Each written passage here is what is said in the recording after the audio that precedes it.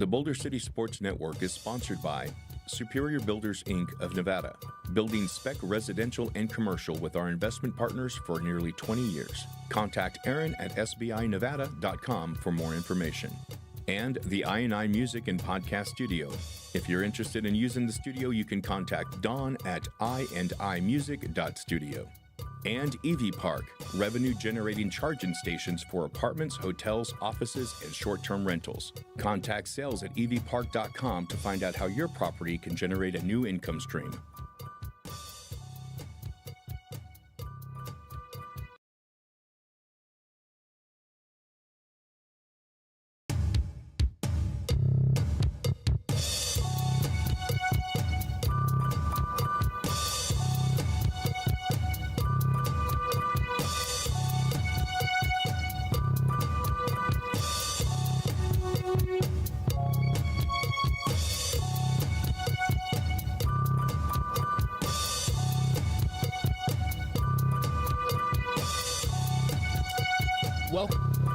Welcome to the Coaches Show at Boulder City Sports Network.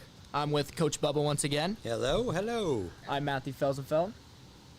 How you doing tonight, Coach? Good, very good. How are you? I'm doing great. Had a good week. But let's talk about last week a little bit. Okay. A little bit of a rough game for the boys. Talk about it a little bit. I just, we know, going up to Moapa, no matter what, and especially playing there, that place is a machine. Absolutely. They kind of have done the same thing offensively and defensively for years. We know what we're getting into. And, I felt like we were prepared and ready to go. And it just didn't come together for us. I think we were still, it's that there's like an aura about playing them that we've just got to get over. The one thing I keep telling the kids, and I told them before the game, and right before the game, and told them the night before and stuff like that, they're the same guys as you. They're no different. They're just from a different area. Their biggest thing is they're going to come out and play hard and do their thing, and we've got to match that energy. And we didn't this week. It was a rough week. We definitely played down lower than what we're capable of, and the last 2 weeks going with the Durango game and the Moapa game, kind of definitely a low point. But I will say that this week we changed some things up. We started to get a little bit more active leadership from some guys on the team, and I'm excited for now this second half push. Yeah, you should be. Honestly, it seems like after talking to you just a minute ago that this week has been one of your best weeks of the whole entire season. Yes. So talk about a little bit about what's changed in your team. I know you talked about leadership, but how does it feel on the field now compared to last week? Well, one of the things was this week we kind of had that, and I refer to it as our come to Jesus talk on Monday, where we really took the time and we showed the kids the film. Didn't really do a lot of coaching during the film, just had them watch the effort, because I think that's our biggest problem right now is the effort. We're just not playing as hard as we can. And I know that's a very subjective thing, but I think, us kind of harping at it and the kids actually watching themselves on the film and see what was going on and allowing the kids to kind of comment on each other, I think they understand now a little bit of what we're seeing as coaches. And during that meeting, there was a lot of, a little bit of bickering going back and forth. We called quite a few people out. And this week, our leaders have stepped up. Gage Hopkinson, he's been out at practice this week. A lot of his rehab stuff has been during practice, so he hasn't been there. But just his presence out there and just, he's not giving up on this season. And it's very clear. He's out there and he's like another coach when he's there, because he really understands both offensively and defensively what's going on. And him being vocal has made it a little bit more comfortable for guys like Sam and Cooley to be more vocal, and that has kind of spread to our other senior guys. I think people are starting to realize that, hey, this is your senior year, and it's not a loss. We still got 4 games to go. We've still got 3 very beatable teams and 1 team that I think if we do things right, we can beat. And they're finally starting to understand. This week was our first week of practice that looked like we looked pre-Valley. where guys were flying around, guys were trying to hit, and it's been a good thing. That's awesome. Talk about what you've done on the defensive side, a little bit of a change. I know you might have brought up maybe some JV guys. Yeah, so this week, one of the things I told all the kids and, on Monday that JV was going to practice with us throughout the rest of the year. They're not doing their own thing. We are going to be together. And we've seen some guys kind of fit some guys in some different positions, which has helped us out. And some JV guys have really stepped up and been physical hitting presence that I'm not even worried about so much the X's and O's and the execution this week. It's more about the attitude and the effort. And the younger kids are excited and they're getting in there and they're throwing guys around and they're being physical. So it's been a nice, refreshing kind of pick me up right now. Yeah, definitely. Especially when you're going into a big week like Virgin Valley. Your schedule is kind of hard this year. You go Durango, Moapa, Virgin Valley, not an easy schedule. No. So talk a little bit about what you've prepared the kids for this week, because it's another grind down there in Virgin, or here actually. Right. I think just really the focus has been on our physicality. If you watch the last 2 weeks, we are not physical at all. It's almost like the kids were surprised that the other team wanted to hit them. We've got guys, and you watch the game, there's guys that are avoiding contact that are out on the field. And we can't be that way. You can't play football and be afraid. You can't play football and not want to hit people. And we've had people out a lot of it's because of injuries and stuff like that, and giving people the opportunity to step up and make some plays, and they're just not trying to, and I know it sounds really harsh, but playing football is a difficult thing. It's a very physical game, and if you're not comfortable with that physicality, you can't help the team, and this week we've really done a lot of hitting drills and not letting people kind of hide out and not participate in them.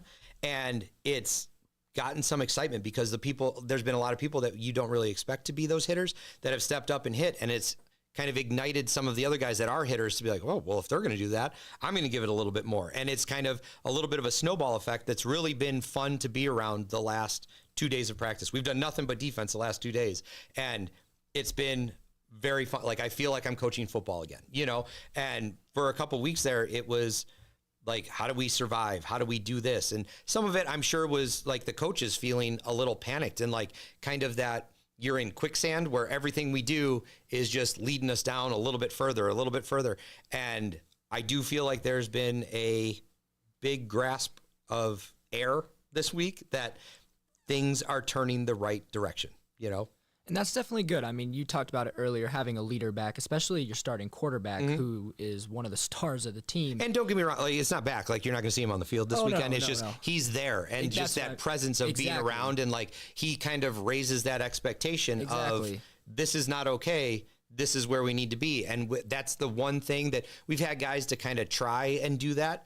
And Gage is he really is a natural born leader that just does not accept failure and subpar performance, and just him being at practice and watching and commenting on stuff has been amazing for us. Yeah, definitely. I was just from hearing a perspective from a player too is totally changed. Right. When you don't have any leaders stepping up and telling you, hey, you're doing this wrong, and taking accountability for their own actions too, you're not going to see a change because you can only say so much. Exactly. You talk about it all the time. But going back to Virgin Valley, you talked about the physicality on the defensive side. Let's go to the offensive side a little bit. Seeing any changes on the offensive side, really? So this week, like I said, we've been really focused on the defense Monday and Tuesday. We've got the luxury of having the extra day this week. Tomorrow will be our first real offensive day. We're not going to change what we're doing a ton. We've kind of had some hit or miss stuff that we've tried to do offensively. But again, the thing that we keep going back to is our offensive line is really playing well. Nice. Sam is starting to run the ball a little bit better. We've got some younger kids that we're going to give a shot. We've got some younger kids that we're going to give a shot at the slot receivers and things like that. Nice. And really just kind of mix it up, get a little bit of that new blood in and see what we can do. I can't really say yet, just because, and not I'm hiding it. It's not some big secret, but we haven't done a lot of offensive stuff at all this week. So getting those guys in tomorrow and see how they kind of mesh and gel, and if they do the things the right way, like we've got some kids with some talent that I think if they kind of buy into what we want them to do, they could be really successful, not only this week, but kind of moving forward throughout the rest of the year and into the playoffs. Yeah, and I want to talk about how important it is to like really start playing early. Mm-hmm. You know, I started playing my freshman year. We had a freshman team, but then we went straight to varsity because we had to fill the spots. Right. So I played varsity sophomore, junior, and, well, I didn't get a senior year, but would have played it senior year too. We talked about how most of the guys were COVID freshman year, and then sophomore year they got like 3 games at JV, and now junior year they're sitting behind a stacked senior team, and now they're finally getting these reps. And, you know, Gage is back on the field, at least at coaching, and you know he's giving them all the confidence now. Your team's confident, so just talk about that a little bit. I think it's huge, and I think that's why the whole youth thing is so important to us, especially at the high school. And you know, it's selfishly, it's like for my kids to play out here and stuff like that. But when I officially got the job and like had started talking, and really it became very apparent the first time I met with the football players, because last year we basically had like 100 kids at the first meeting. We ended up starting the year with like 92 kids, I think, in the program. And 1 in 3, it was their very first year playing football. Now, some of them were obviously like freshmen that didn't have the chance, but we had sophomores, juniors, seniors that were coming out for football for the very first time. And football is not a game that you can just pick up. It's the same thing as like, you know, it's different because of the physicality, but I say the same thing about like baseball. You can't never have played baseball and then expect to play varsity baseball and be super good at it. You know what I mean? So. Like, it's just something you can't do. And yeah, like we kind of mentioned with like this senior class, and this is not a knock at them at all. Like a lot of those kids really haven't had the opportunity to play before this year. Then we're kind of thrust them in a position that some of them didn't really think they'd find themselves in.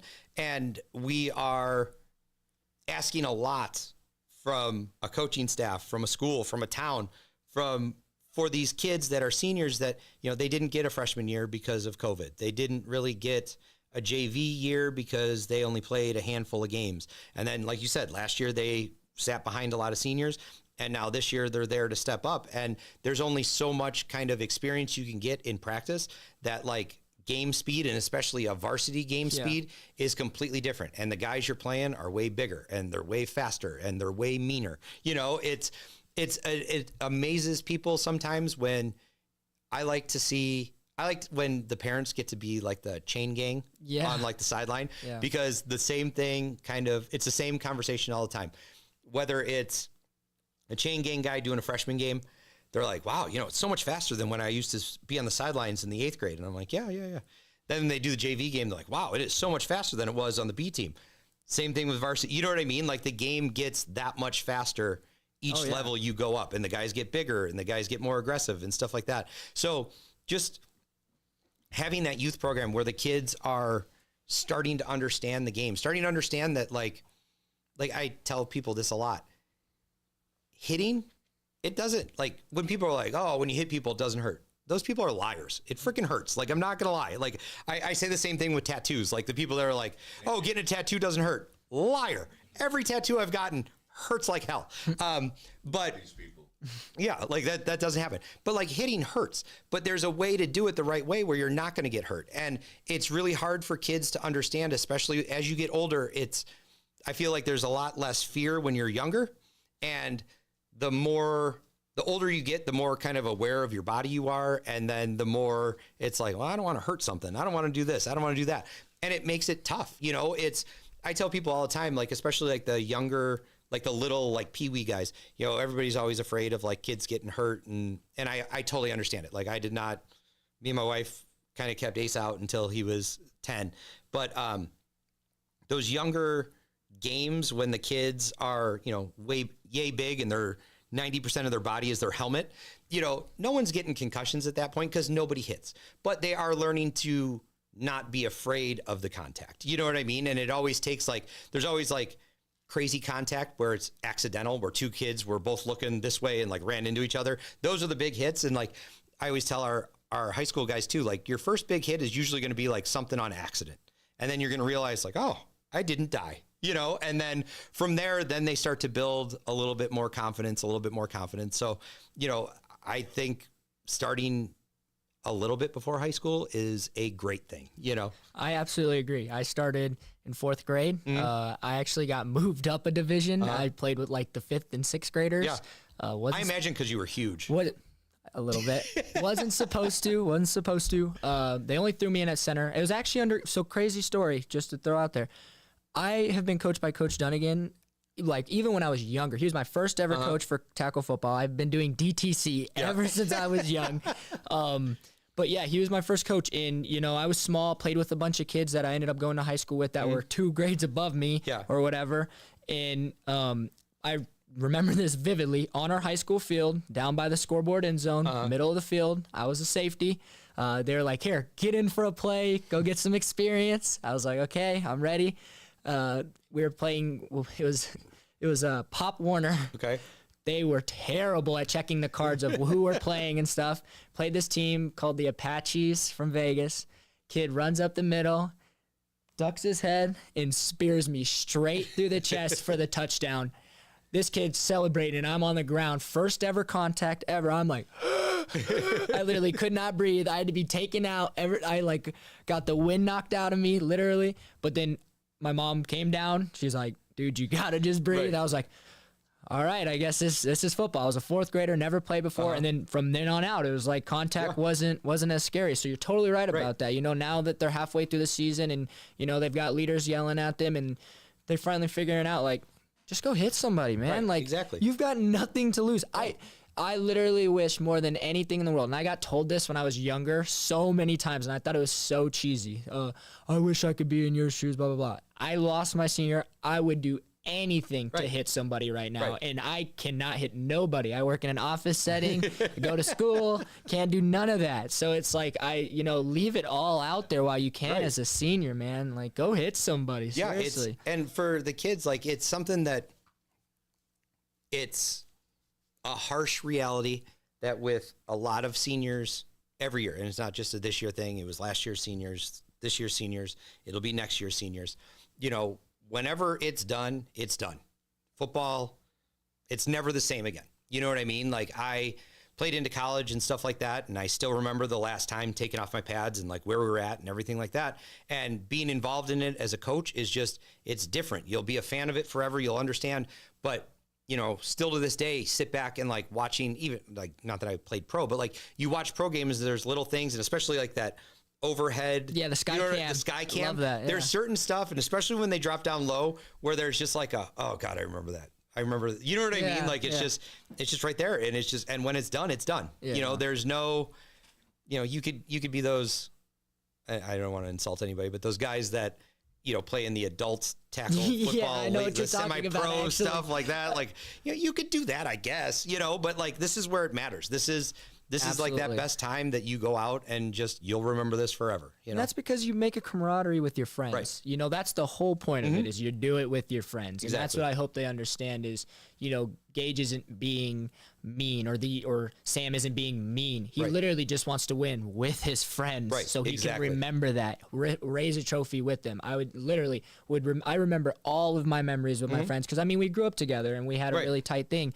And, you know, it kind of just fades away because you didn't have a senior. So literally, I applaud you guys for everything you guys have done on trying to make sure that these guys are ready to go because they should be. I mean, go hit somebody. And the thing that I am grateful for is that, you know, it definitely took us a long time to get to kind of where we were at the last 2 days. Now, I'm saying all this, I'm not like Joe Namath and guaranteeing a win on Saturday, but I think we're going to put a better product on the field than we have the last 2 weeks, especially, you know, and I'm happy for them that they still have, we've got 4 games left, you know, and we've got 4 games that mean something. It's not just, let's get through the season.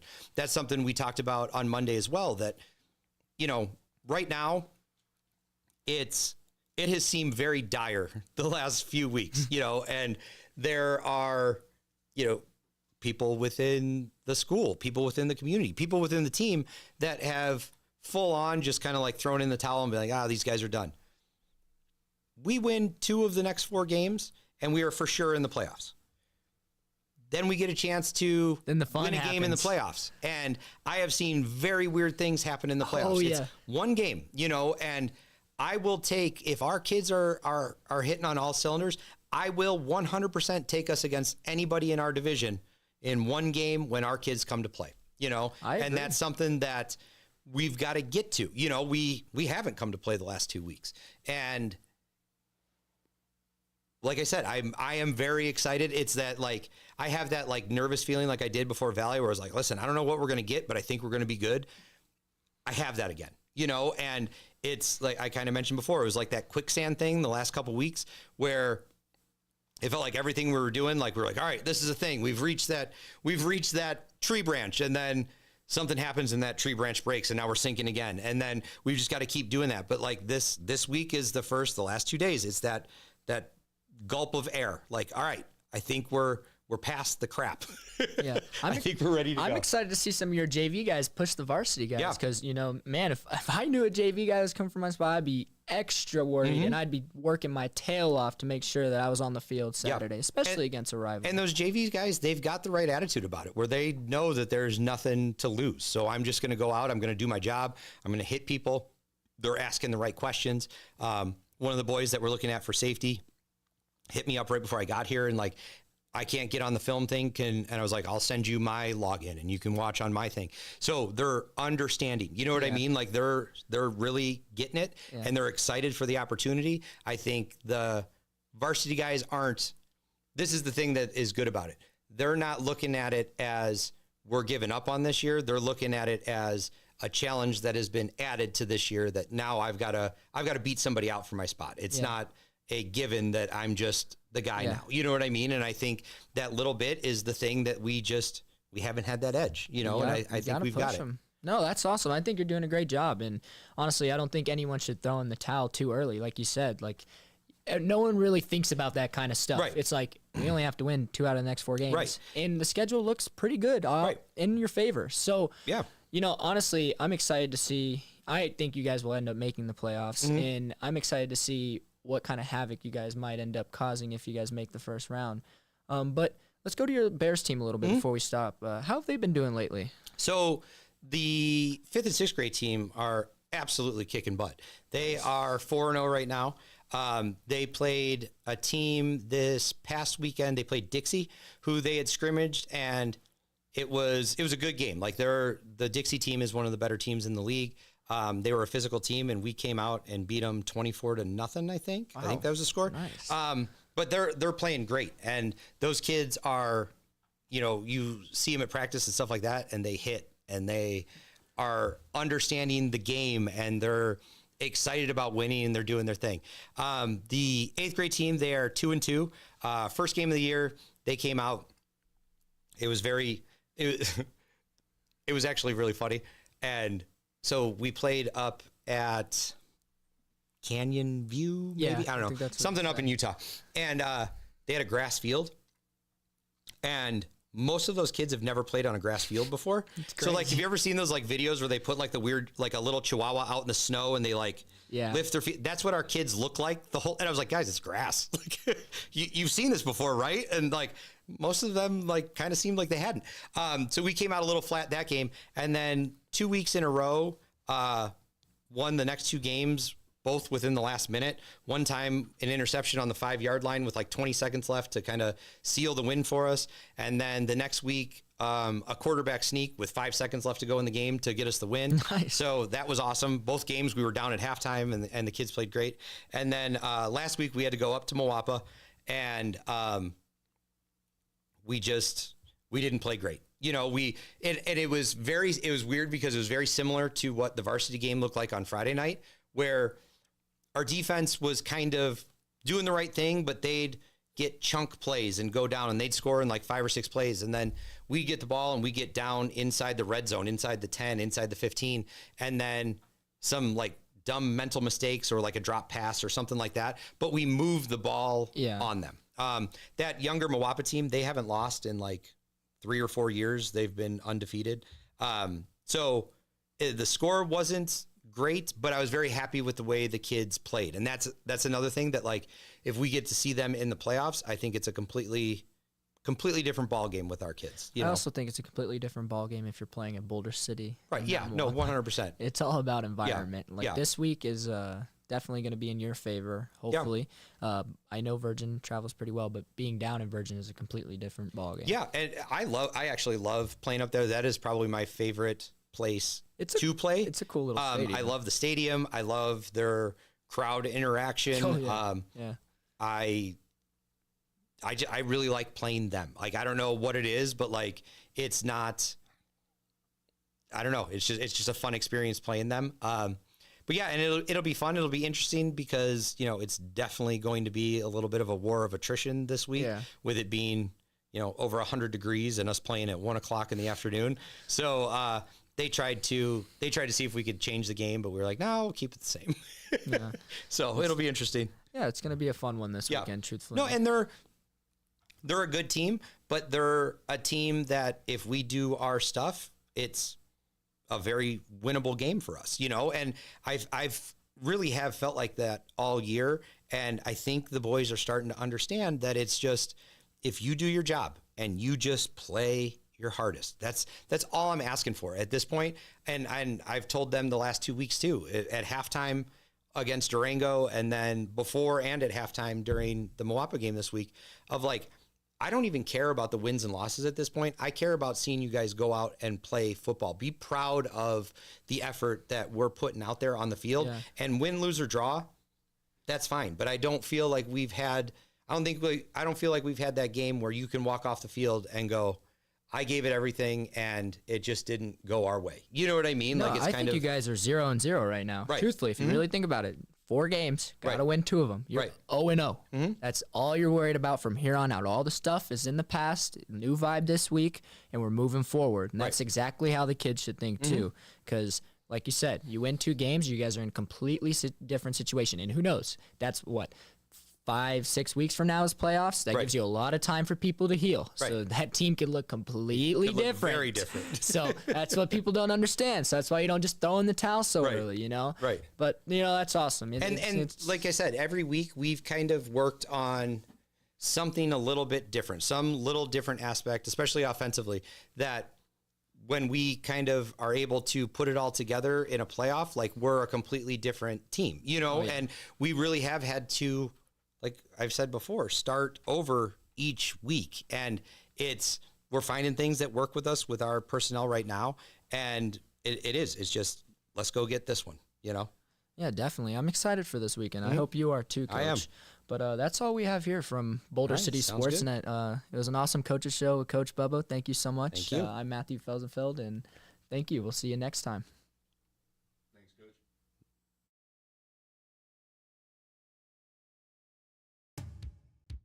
The Boulder City Sports Network is sponsored by Superior Builders, Inc. of Nevada, building spec residential and commercial with our investment partners for nearly 20 years. Contact Aaron at sbinevada.com for more information.